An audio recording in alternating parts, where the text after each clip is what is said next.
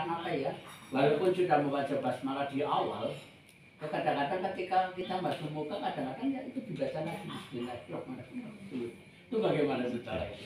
Nggak jadi masalah ya, karena memang di dalam prosesi berwudu itu tidak ada sesuatu yang diharamkan sedikit pun.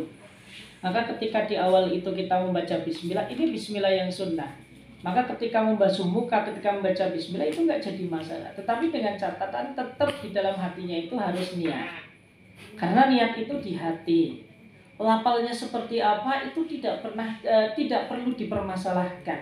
Karena sebenarnya sehot-sehot niat yang kita saat ini kenal seperti nawaitul wudu alirafil hadasin, kemudian nawaitul husla, ini sebenarnya sehot yang dituliskan oleh ulama tujuannya untuk apa? Untuk mendekatkan pemahaman kepada kita.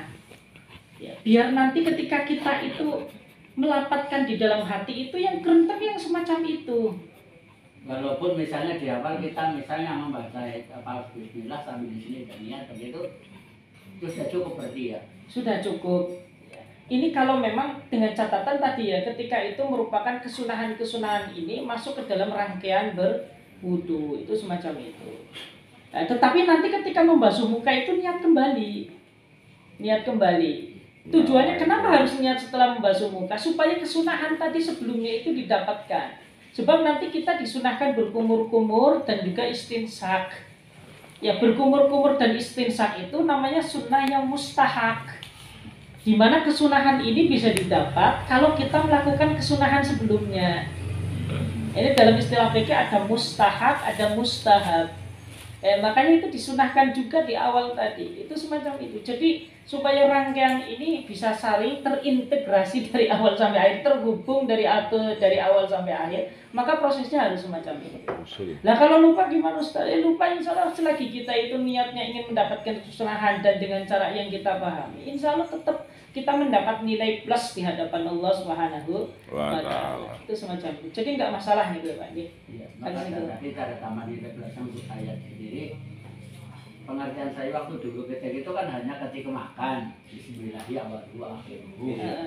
Tidak ada ya. Iya, ini kan ada tambahan lagi dari semua pekerjaan itu gitu. Iya betul. Ini plusnya ya. Maka kalau dalam bahasa fikihnya yang penting amrun ribalin aitu sya'nin fiddin, yang memang itu dianjurkan oleh agama di dalam segala hal.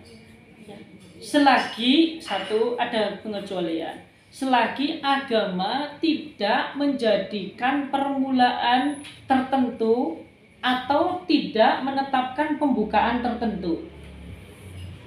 Kan di dalam ketika kita melakukan amaliyah keseharian itu kan ada yang memang disunahkan untuk membaca salam, ada yang memang disunahkan untuk membaca basmalah dan hamdalah saja. Ada yang kemudian disunahkan basmalah, hamdalah, dan sholawat. Contoh misalkan, salam ini adalah pembuka setiap kali ketika kita ingin berbicara di depan orang atau ketika kita ingin masuk rumah, baik rumah sendiri atau rumah orang. Itu sudah dijadikan permulaan oleh agama. Makanya ketika kita masuk rumah, yang disunahkan kita membaca Assalamualaikum. Maka ketika kita mengucapkan Assalamualaikum, tidak perlu kita membaca Bismillah, karena agama sudah menjadikan salam ini sebagai sebuah permulaan. Contoh di dalam khutbah yang kedua. Khutbah kenapa salamnya itu di awal? Tetapi ketika kita ingin masuk khutbah yang kedua langsung Alhamdulillah. Karena ini yang disunahkan oleh agama itu, permulaan khutbah itu ya hamdalah. Jadi nanti ada ada hamdalah, kemudian nanti ada sholawat gitu ya. Ini karena kan di dalam khutbah semacam itu, sehingga nanti ketika khatib masuk mimbar setelah salam yang pertama sudah duduk, ya duduk, lalu kemudian setelah muadzin adzan lalu masuk mimbar langsung alhamdulillah, ini langsung. Ya. Kemudian khutbah kedua itu langsung, karena itu permulaannya memang demikian. Sehingga bismillah itu bukan termasuk daripada rukun khutbah, itu maksudnya demikian. Ditambah lagi, ini ketika kita masuk ke dalam rumah kan kadang-kadang ada penjaga. Satu pakai salam lengkap, yang kedua assalamualaikum kan gitu. Nah, ketika misalnya orang itu jauh dari apa, dari misalnya dari pintu, kita baca salam kan yang belakang mungkin kan tidak mendengar. Nah kadang-kadang kita dijawab sendiri gitu loh. Waalaikumsalam itu bagaimana itu? Nggak jadi masalah, nggak jadi masalah. Tapi kesunahan tetap mengucapkan salam itu sunnah, tetapi pahalanya jauh lebih besar daripada menjawab. Menjawab salam itu hukumnya wajib, tapi pahalanya kecil. Nah, kita sudah masuk. Salam. Assalamualaikum warahmatullahi wabarakatuh kan gitu. Di dalam tidak ada orang. Ya, tapi kan mungkin di dalam kan tidak mendengar gitu, tidak ada yang jawab gitu. Nah itu yang baik dijawab sendiri apa dibiarkan begitu? Dijawab sendiri juga nggak apa-apa. Oh, gitu. Assalamualaikum, waalaikumsalam. Ini terutama kalau masuk rumah sendiri. Nyata ada orang kerungu. Iya, kan gitu. Kopi. Itu pengertian dulu pada waktu saya ngaji, orang-orang tua kita kan membaca niat wudhu itu tak kalah membasuh muka. Sampai hari ini mungkin masih melekat gitu. Tapi dengan kita ngaji semacam ini kan ada versi baru gitu. Yang kedua, prinsip daripada niat kan dikerentek ya, bukan dari lafal kan gitu. Kalau melafalkan itu sunnah. Sunnah. Pokoknya melafalkan niat itu sunnah. Tetapi yang menjadi rukun itu yang di dalam hati. Karena mahalluha al-qalbu. Tempatnya niat itu di dalam hati. Tapi secara pengertian secara umum kan umumnya yang diutamakan lafalnya begitu. Pengertian orang-orang awam gitu. Terus ini.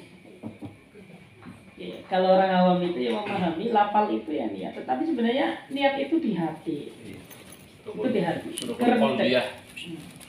Jadi kita kembali pada materi ini, niat ini kita baca pada waktu mencuci sebelum membasuh muka begitu.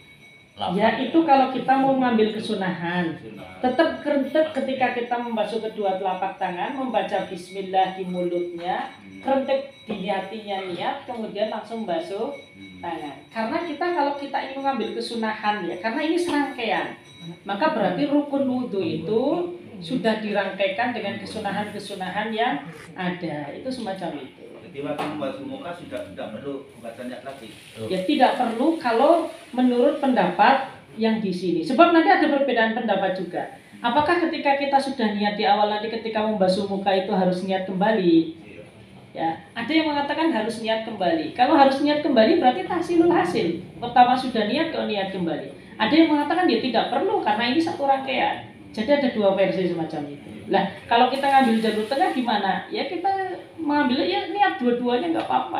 Khurujan minal khilaf. Iya. Tadi nih, Gimana? tadi yang